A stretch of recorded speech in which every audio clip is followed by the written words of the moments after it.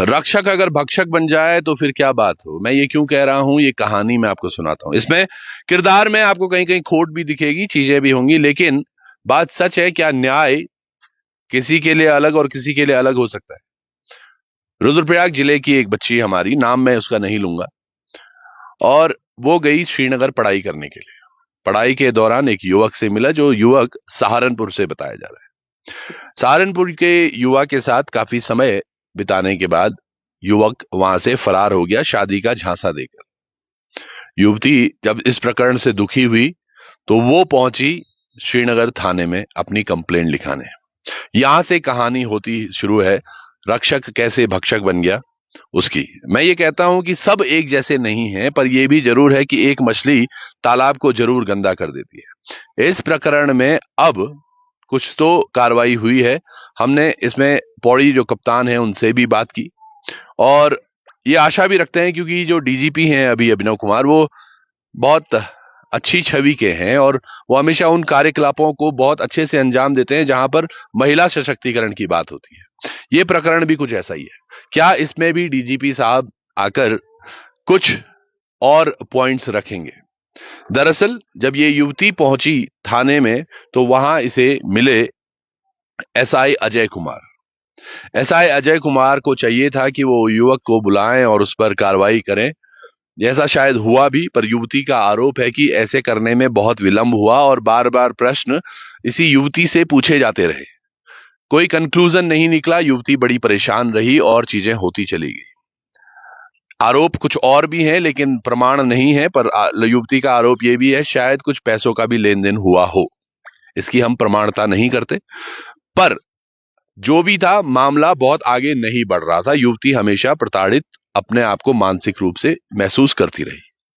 उसके बाद कहानी में एक और एंगल आया, जब अजय कुमार और युवती आपस में मिलने लगे इस केस के संबंध में, और बाद में अजय कुमार ने भी लड़की के कहने के अनुसार कि इन्होंने भी हमारे साथ शादी का झांसा देकर संबंध बनाने का प्रयास किया, और कतिपय हुआ भी।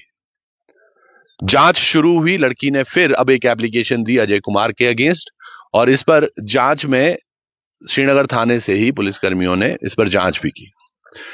जब हमारी बात कप्तान साहब से हुई थी तो उन्होंने बोला कि इस मामले में हमारी जांच चल रही है और जल्द ही हम इस पे कार्रवाई भी करेंगे। आज कुछ दिन पहले ही इसमें अब एफआईआर दर्ज हो चुकी है। एफआईआर दर्ज हुई है एसआई अजय कुमार के अगेंस्ट, और जो धाराएं हैं, पहले ये जरा आप एक कॉल सुनिएगा जो इस युवती के साथ हमारी कॉल पर बात हुई है, जब उसने बताया कि कौन कौन सी धाराओं पे ये हुआ है।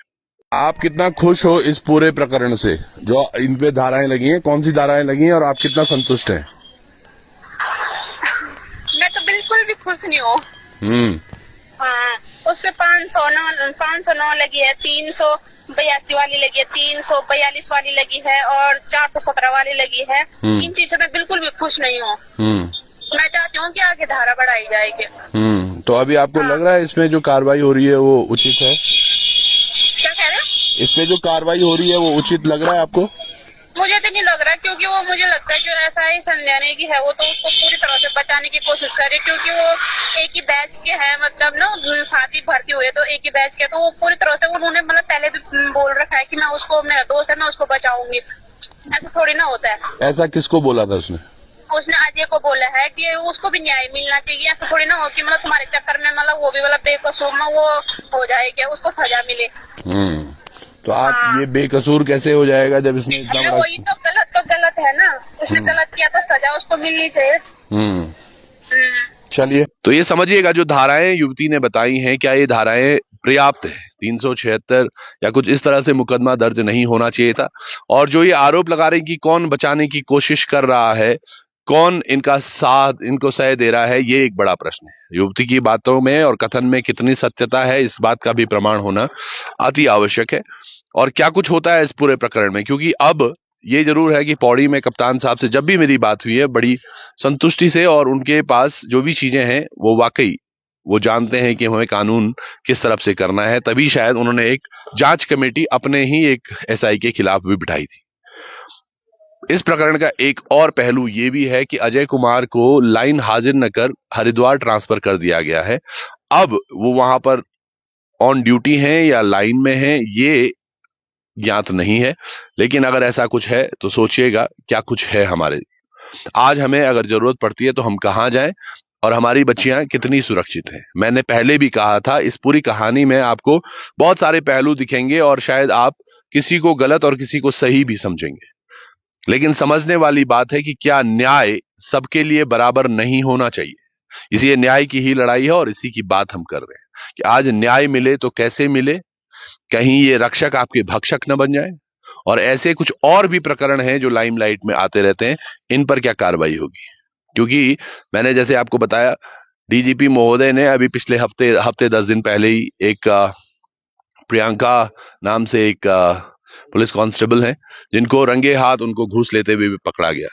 तो ये तमाम चीजें हैं जहां पर उनकी कार्यशैली की प्रशंसा की जा सकती है। इस प्रकरण में कितनी होनी चाहिए, क्या कुछ होना चाहिए, ये एक बड़ा मामला है। तो आप भी जुड़े रहिएगा, क्या कुछ होता है इस कहानी में हम आपसे जुड़े रहेंगे। पर जहां पर बात हो रही है बेटी बचाओ बेटी पढ़ाओ, हम कितने चिंतित होने चाहिए।